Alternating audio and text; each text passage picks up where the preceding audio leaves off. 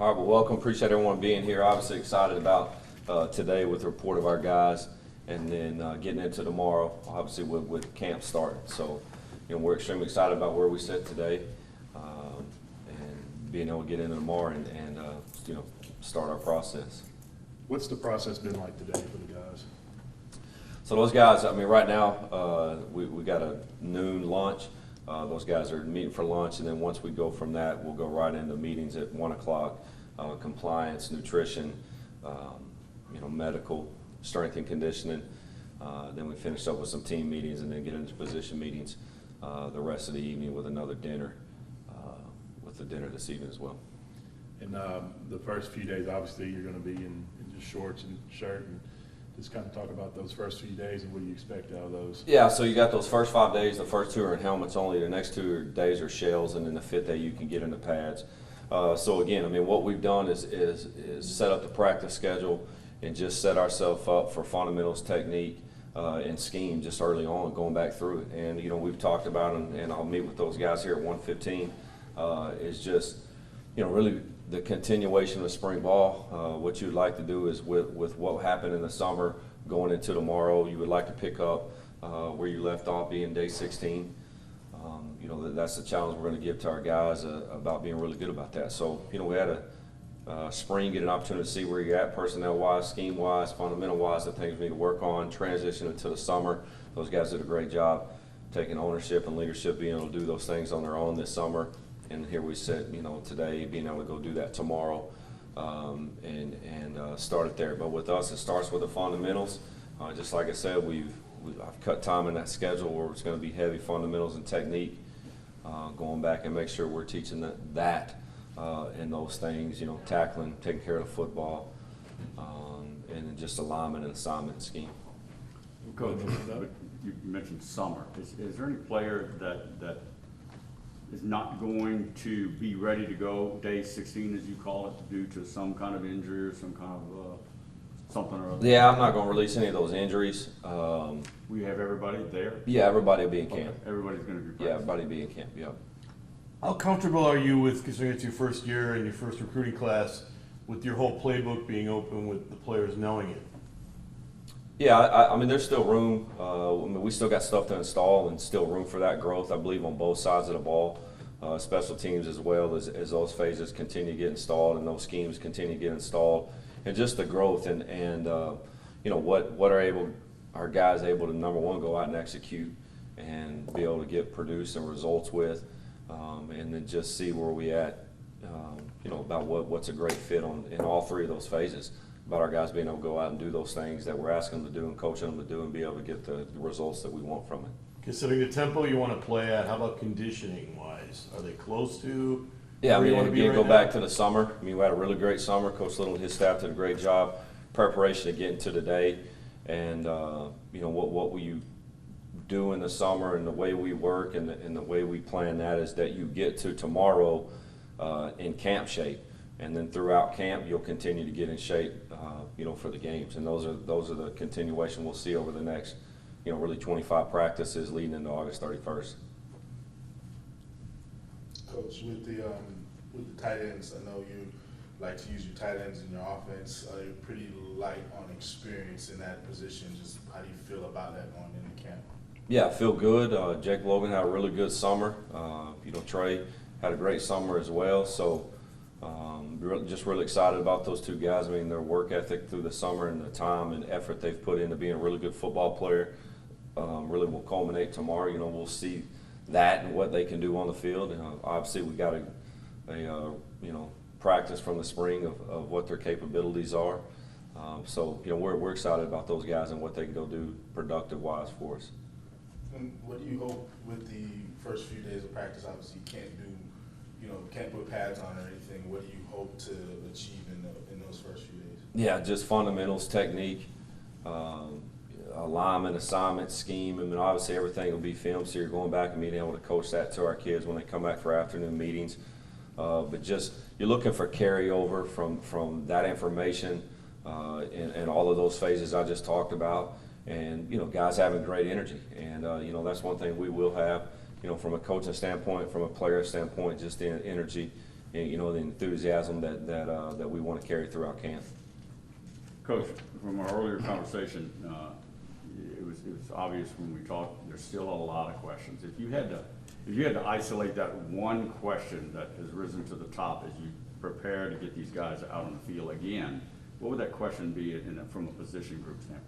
Yeah, I mean, there's not necessarily one. I mean, there's multiple positions that deck's not set at, and that's really the focus over the next 25 days. Is you just look out through, you know, all of those position groups, and just to go find whether it's those 5 guys, whether it's those, you know, 4 receivers, whether it's those 4 DBs, whether it's those linebackers, that D line. Who are those guys going to be? And you know, that's the answer we don't sit with here today. And just throughout camp, leading into August 31st, you know, those are the answers we'll have. And you know, some of those spots, some of those might not be set, you know, on the 31st. It might be by committee, it might be by rotation of getting those things accomplished. And Coach, you're really deep up front. I think looking at Matt's article about 19 guys, just how beneficial is that to be so deep at that position with the offense that you plan on having pretty up tempo and everything? Yeah, I mean, you know, there's guys there, there's bodies there, and just trying to go find who are those best 5 to 6 guys that make us work and make us do what we want to do up front. And same with that group. I mean, that group's not set by any means. We got a couple guys back that have got some experience that played last year that had success doing it, but with the new scheme, a new system. You know, just again, over the next 25 practices, really want to see what that front 5 with the offensive line, who are those 5, 6 guys that really can make us go. With the fact that the type of offense you're going to run, so much emphasis we put on the quarterback, how important was it to find that quarterback before going into camp? Yeah, it was huge. I mean, I think it's advantageous for us and for our players. And like I said, I mean, Cody did a really good job in the spring and separated himself, and the true separation really came this summer with just the intangible things that he carries from his leadership to his work ethic, the things he was able to do with those guys this summer as he got those groups together and, you know, through and did some team stuff and all that. So just excited about him. You know, a guy that again, you look at, doesn't have a ton of experience, but has played in games before, has had success doing it. Just his intangibles, just his eagerness to be a really good football player, you know, definitely plays into that. Are we going to see a lot of deep shots this season, Coach? Are we going to see a lot of long balls down the field? Like, what kind of offense is the McNeese fan base going to be seeing on the field now that you're in charge? Yeah, I mean, really over the next 25 days, we'll have a better idea exactly that. But I mean, absolutely. I mean, I get out of bed in the morning, I get up to throw it a long ways down the field. So I think any quarterback does. But I mean, yeah, we'll do schematically whatever it takes to win, and you know, through the years it's been different things to have that success, and whatever it be that week, if we got to do certain things, we're willing to do that to get a win at the end of in the evening.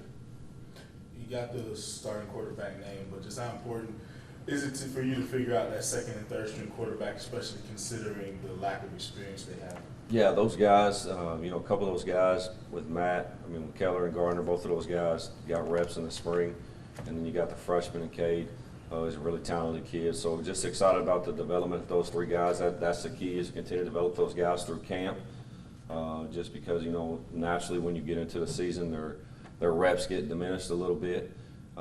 So just a heavy development right here over the next 25 days with those guys, bringing those guys along. Again, all those first 3 guys I talked about, are 2 guys, being Keller and Gardner, went through spring ball, so they have a really good base right there, knowledge of the offense and what we're trying to get accomplished and how we're trying to get it done. So, you know, both of those kids throw the ball well. Well, from a practice timeline, where would you say you kind of not stop working on fundamentals, but like start basically preparing for Southern? Yeah, I mean, from a fundamental standpoint, I mean, we talked about it this morning in our staff meeting. That's one thing we'll always hold tight to, is just, especially early on in practice and beginning of practice, all the way throughout, will be based with fundamentals and technique. That time is there. That time's allotted for that. That's something that won't change and that I won't compromise with. You know, we're going to do that throughout the season and obviously throughout camp, and especially heavily during camp. This day and age, you never know you're going to find a young guy just out of prep that can contribute. Is there a possibility of, or are you open to a freshman coming in and Yeah, absolutely. contributing on an everyday basis? Yeah, absolutely. So, just looking at the new guys we brought in, there's 14 of those guys. Obviously with the new NCAA rule, I think it's advantageous for the kid. I think it's advantageous for us, for college football, that those kids get an opportunity to see what it's about. And you can play those guys, obviously, the 4 games without those kids losing their red shirt. So I think that's, like I said, advantageous for us and the kids. But absolutely, I mean, we've got some quality kids on campus, kids that have a really good summer, and really over the next 25 practices to see if those guys can help us contribute in any 3 phases, whether it be special teams, defense, or offense. If we think that kid's the best and gives us the best opportunity to win, not at all afraid to play a freshman. Mm-hmm. Is there a way when you're preparing for the season, practice, film room, anything, to prepare for quick starts? Because you have a really tough start to the season, and also last year during games, the team tended to kind of stagnate at the start of the game. So just how important, how do you prepare to have good starts to games? Yeah, I mean, our focus now and through the season will be on us. I mean, that's the only people we can take care of is us. And just week out and week in, just being really great at being a great player at whatever spot that is, and then playing together as a football team. But from a start standpoint, obviously you'd always like to come out of the gate starting fast. And ultimately it's just going to be about the finish. So, the way we condition, the way we work, the way we train, from a mental standpoint, to being able to endure those things and being able to outlast people. McNeese has always been pretty good at being a good location for bounce backs. Do you have to hold a scholarship off for that, or how do you kind of juggle that of wanting to keep the space just in case?